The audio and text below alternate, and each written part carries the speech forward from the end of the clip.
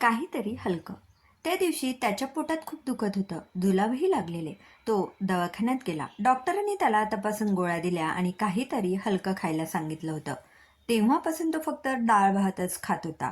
2 दिवस तसेच गेले.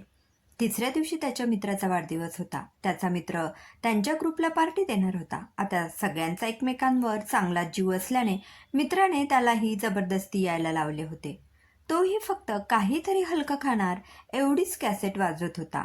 1-2 वेळेस मित्राने त्याचं बोलणं हसण्यावारी घेतलं, पण नंतर मात्र ते चांगलेच वैतागले होते.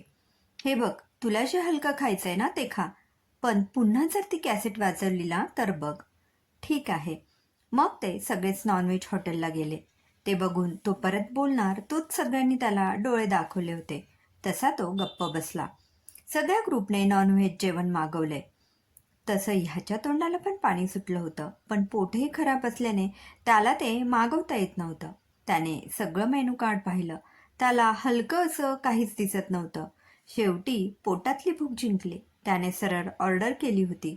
त्याची ऑर्डर बघून त्याचा सगळा ग्रुप जेवण थांबवून त्याच्याचकडे रोखून बघू लागला. "काय झालं?" तो म्हणाला.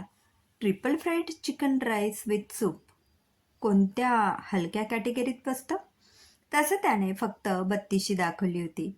"एवढीच भूक होती तर हलकं खाण्याची कॅसेट का वाजवत होतास? आम्ही काही नाही म्हटलं असतं का?" मग काय, सगळ्या ग्रुपने त्याला चांगलंच झापलं होतं. तुम्ही कधी असं हलकं म्हणजे ट्रिपल फ्राईड चिकन राईस खाल्ला आहे का? किंवा तुमच्या मित्राने? कमेंटमध्ये अवश्य कळवा. लेखक महेश गायकवाड.